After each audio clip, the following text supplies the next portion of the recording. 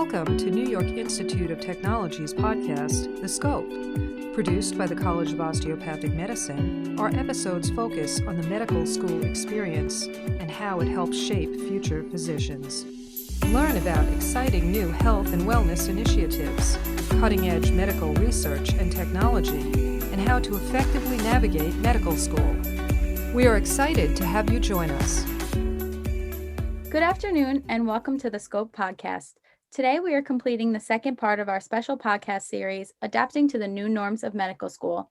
Please join me in welcoming our panel of third and fourth year students who will share their insights, experiences, and discuss their best practices associated with effectively managing the clinical years. From our New York campus, third year medical students Amina Haider and Marnie Wilkoff, and fourth year medical student Brady Stevens. And from our Arkansas campus, third year medical student Hunter Rennie and fourth year medical student Narissa Fernandez. And I'm your host for today, second year medical student Kimberly Fasiglione. Thank you for joining us. I would like to open our conversation today by asking our panelists, prior to the pandemic, what were your expectations for the clinical years of your medical education, and how are they different today due to the COVID pandemic? Marnie, why don't you start us off? So I don't know if I'm just in a unique situation, but I've so far been fortunate enough to not have any of my rotations canceled, which I know many students have had rotations canceled, and it, can kind of throw you in a loop and a frenzy because that's obviously not how you planned your clinical years to go. But with that being said, there are still some differences. I know on some of my rotations, students have not been allowed to go into the clinic, like on family medicine and OBGYN. So we are missing some outpatient experiences that we would otherwise be getting if the pandemic, was not a thing and not happening. So we are not experiencing everything to the full extent that we would be if life was back to normal. But I still think that I'm still getting a great clinical education and I'm still experiencing most of the things that I plan to experience. But, some of the hands-on experience and some of the minor exam skills that we would learn in clinic, such as, say, pap smears for OBGYN, we haven't really had the opportunity to do. But, it's okay. Life happens, and I'm sure we'll get that experience in the future. Narissa, do you have something to add? Yeah, I definitely agree with Marnie. I think I've also been really fortunate to be able to do most of my rotations in person. But as a fourth year medical student, I was thinking that this year I would have been able to do more away rotations or also doing more like complex rotations like ICU or infectious disease. But because of the pandemic, that hasn't been allowed. Students aren't allowed into the ICU or uncertain rotations just for safety. So we've had to be kind of creative about how we're going to get that experience, whether it be speaking with residents or attendings in that field and trying to get an idea of what their day looks like and what the field looks like. Hunter, go ahead. So my experience is pretty similar to everybody else's who's chimed in. I've luckily been able to have inpatient and outpatient exposure so far, which has been really nice. But the big thing that I didn't plan on having in first and second year, or at least the beginning of second year, was just being leery and afraid of COVID. You walk into a patient's room in the hospital or they didn't have COVID necessarily, and then they get shipped out to an LTAC for recovery and rehab, and then they come back because, oh, guess what? They had a positive COVID like 4 days after they left. And you saw that patient. You weren't under any precautions. You were right next to that patient. You were doing a full physical exam on this guy, just talking to him and having a normal conversation. Next thing you know, he got COVID. So the unknown is something that I didn't prepare for, and it's still something that's kind of leery and big on my mind, and I think it's big on everybody else's mind as well. Yeah, I think I can definitely agree with that. The unknown for me and for everyone in our lives, not just medical students, but the unknown has been the big one, and we're the ones on the front line. So experiencing that firsthand must have been very stressful for you, but you're definitely getting through it. I'm glad to hear that you're still having somewhat of the experience that you anticipated. Amina, do you have something you want to add? Yeah, I wanted to agree with what Hunter was saying. When it comes to a lot of the unknowns, there's a lot of uncertainty. especially when you're not sure if your next rotation is going to happen or not, or it's going to be canceled. So my expectations prior to the pandemic were more so like every other student who was going to expect to have more hands-on exposure, to have much more in-person experiences. But now it's more so to be very flexible in terms of the unpredictability and making sure that you can get as much as you can out of each experience and being okay with having that uncertainty going forward and making sure that whether or not your rotation is guaranteed next, that you're getting the experience that you want when you're in the rotation itself. Thank you, Amina. So have any of you had to do a virtual rotation? Brady, go ahead. So I'm a fourth year currently, and towards the end of my third year was when the pandemic hit. And I was on my internal medicine rotation, which is typically for us 8 weeks. And we had done about a week, and then we were kicked out or, removed from the hospitals. And so the rest of that rotation, which is a pretty critical rotation for med students, that was online. And it was very different. I think at that point, this was completely unexpected. And our school worked really hard to try to prepare something for us kind of last minute. And so it obviously wasn't exactly the same as in person, but they tried to give us exposure to clinical cases to at least learn the material, the academic material from the rotation, but obviously missed out on the patient interaction experience. I had a few rotations that were virtual during my fourth year as well. After having some time during the pandemic, those were a little bit more robust and specified to more specific interests like addiction medicine through the school. It wasn't ideal, but you kind of take what you can get and make the most of it. Hunter. So I had to do 1 week of virtual because I actually got COVID. I had to do 1 week of internal medicine while I was in my quarantine period. And going from virtual internal medicine to talking about managing patients to actually going to hands-on and actually getting to see the patients. Personally, I understand the need for a virtual rotation because we all have to be safe, but it doesn't replace the hands-on by any means. So thank you, Hunter. I'm glad to see that you're feeling better and we're still able to have that experience in person and virtual. So when you did the virtual rotation, did either of you feel like it was harder to stay motivated or stay on the schedule, or did you still have a regimented schedule like you would have if you were in the clinics and in the hospitals? Hunter, why don't you start us off? So since I had COVID, it was a little harder to stay motivated because I just didn't feel like it. We were going over a case and we had been sent the information and things, but just I was like, well, I have this scheduled time. I can just prep before it, and then it's only an hour's worth of this and going over the case. So it's no big deal. There wasn't as much of a pressing manner much of a pressing attitude that I had as I do in clinic. Thank you. I feel like anyone would feel that way in that position. Brady, did you have a similar experience other than having COVID? Yes, I absolutely felt less motivated. To go from having several months of third year doing patient interactions and things like that to then having several months during the beginning of the pandemic that were completely virtual.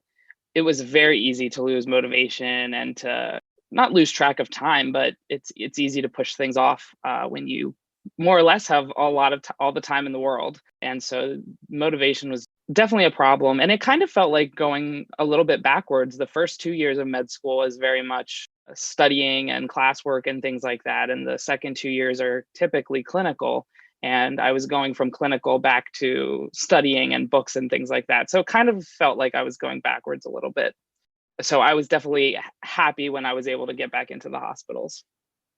Thank you, Brady. So going off of that, for our third year medical students, what was it like studying for the COMLEX Level 1 during the pandemic? Amina. So the whole boards process was definitely very unconventional, And the studying itself was just very difficult when you knew what the world outside was going through. There were also a lot of closures and cancellations of Prometric sites, so a lot of students had their exams postponed to weeks or months later, and even into the rotations. I had my exams postponed into rotations, so we had to study alongside rotations as well, and that was just something of the situation going on at the moment. When it came to dedicated, you really couldn't shut yourself out, as most students tend to do during dedicated studying, because the pandemic, the protests, everything going on was just very historical, and board studying was kind of like distracting, to have a lack of a better word. Kind of what I would say as advice is that you need to realize that by becoming a doctor during the pandemic, you have to have that motivation to study, because that's the only way that you could help others. This whole entire pandemic is involved in terms of the medical field. So it was definitely hard to keep that focus long term, but every now and then it was necessary to keep it there, just because you knew you had to get through into third year, you had to get through into fourth year.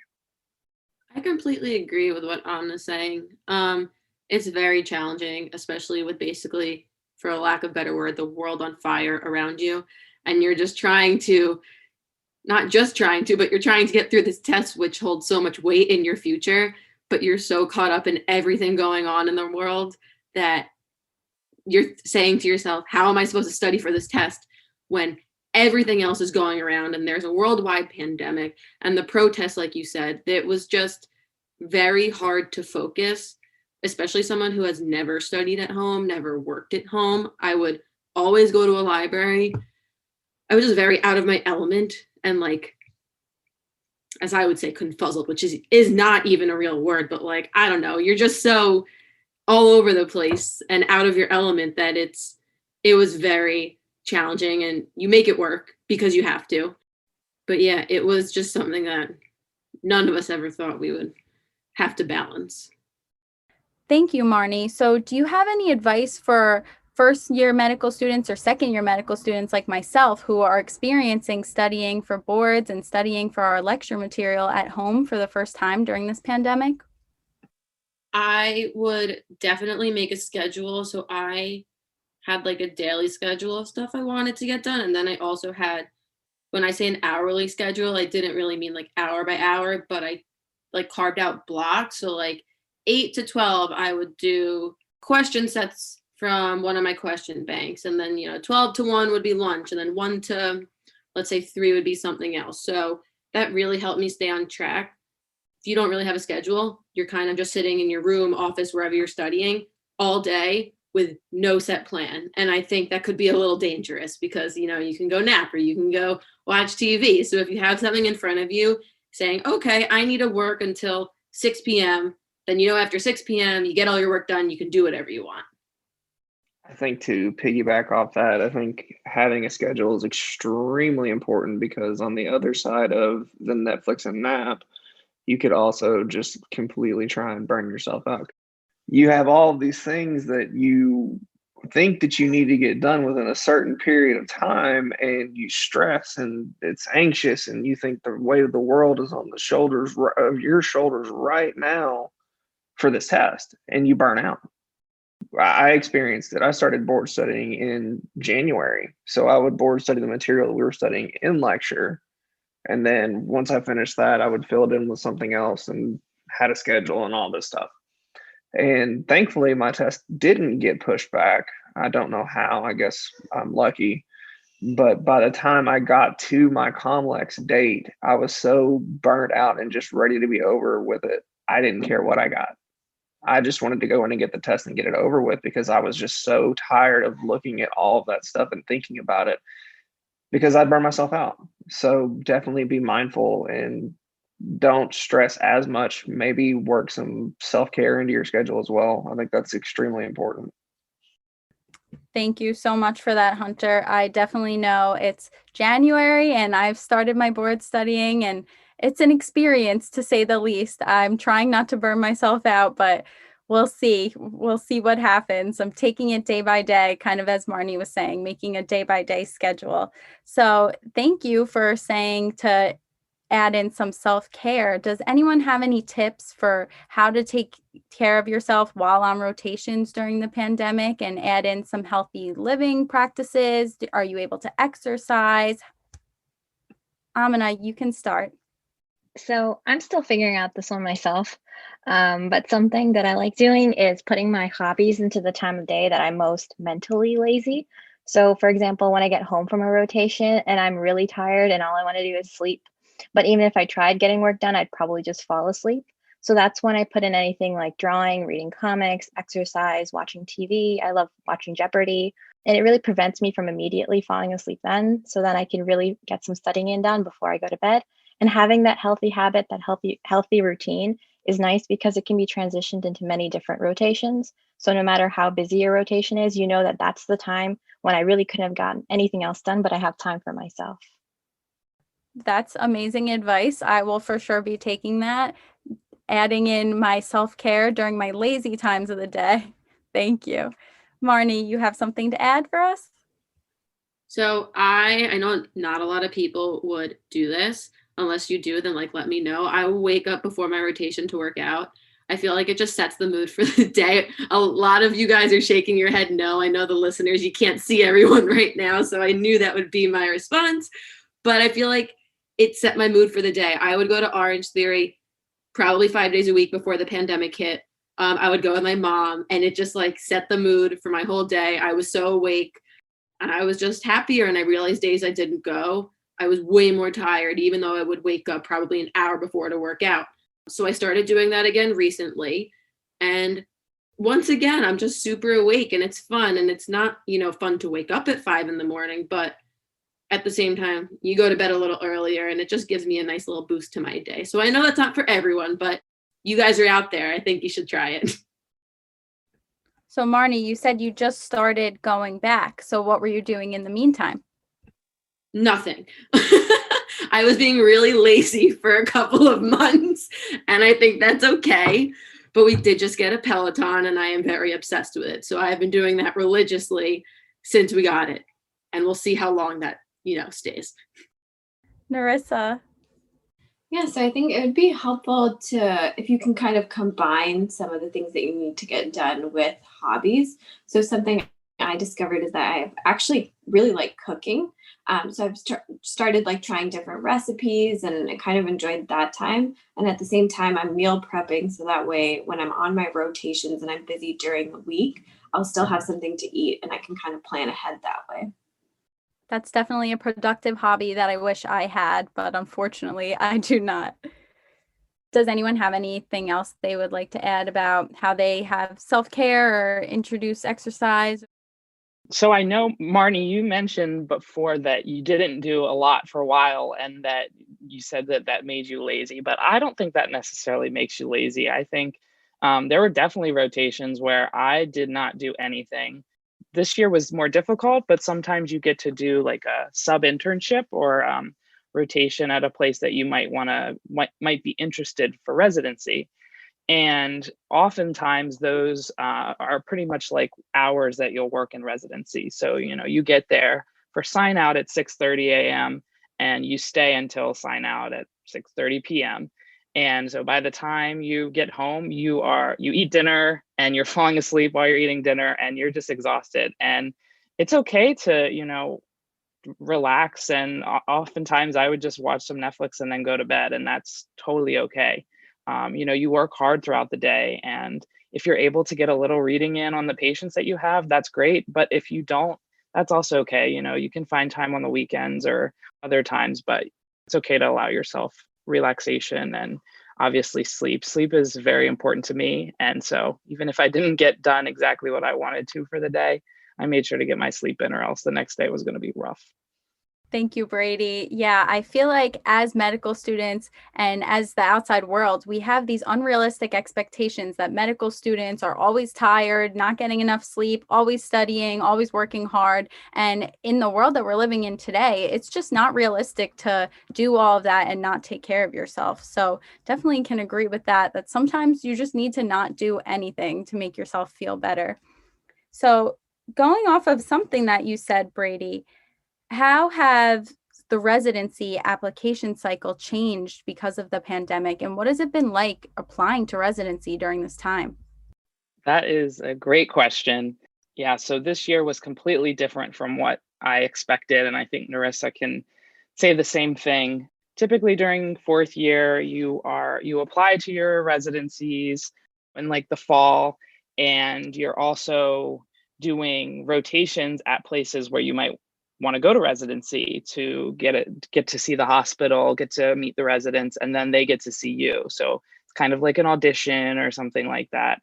And those were very, very much minimized, if not eliminated for students. They're also called away rotations, and students weren't really able to do those. And then additionally, during the time in fourth year, you have applied to residencies and you're doing interviews, which in a normal year, you would get to go travel to those hospitals and do your interview day at the hospital, get to meet the residents, meet the program directors, see the hospital. And this year, all interviews were made completely virtual.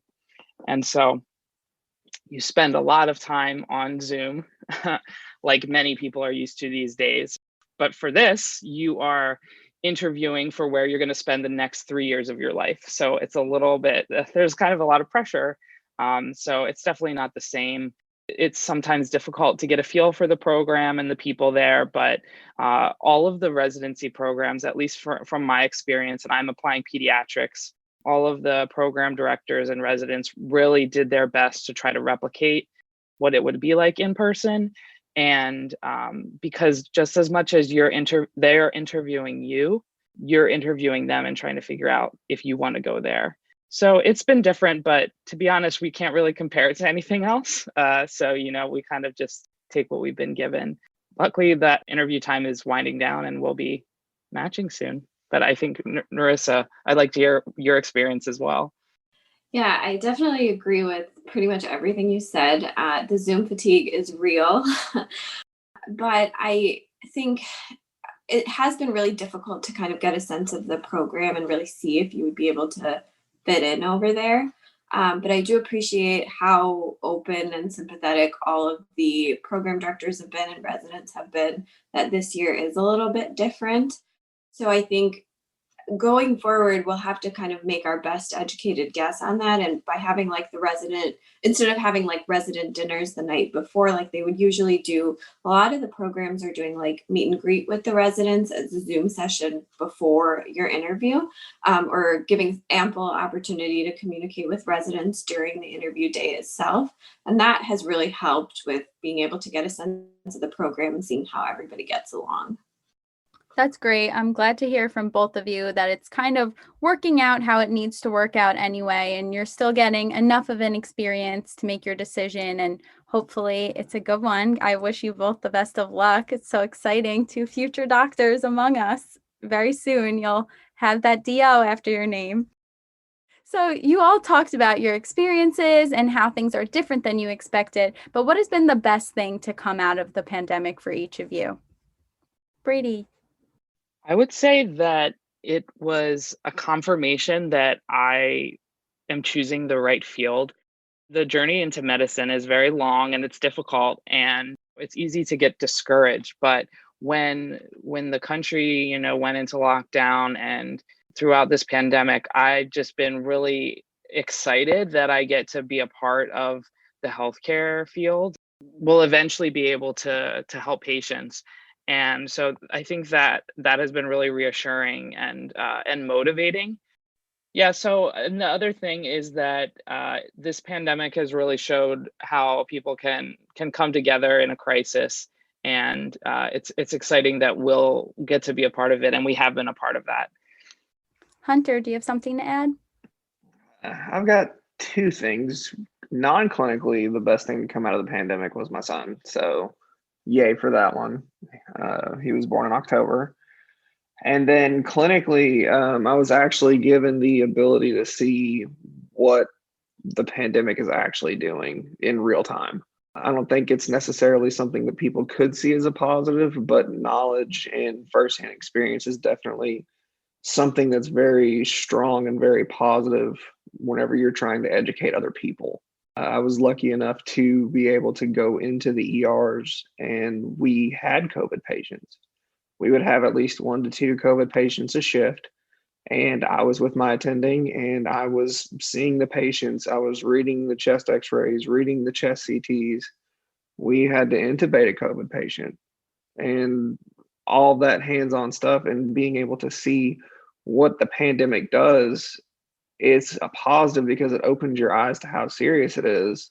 The ability to show people firsthand experience, well, not show, but tell people firsthand experience so that they actually understand what's going on and what the healthcare system is actually going through. I think that's something super, super beneficial to everybody. Congratulations on the birth of your son. And I can't agree more that it has put us in a position where we're medical students, we're that intermediary where your family's asking you a million questions so that they don't have to go see their doctor. And so you, as third and fourth year medical students, seeing it firsthand, you can be that person telling your family, no, this is serious. You really need to stay home. You do need to wear your mask. I'm experiencing this. This is really happening. So you really get to be that person for people that can help educate them, as you were saying. Does anyone else have any positives that they'd like to add? Narissa. Yeah, I think one of the positives that I had was some of the learning experiences that I took from the pandemic.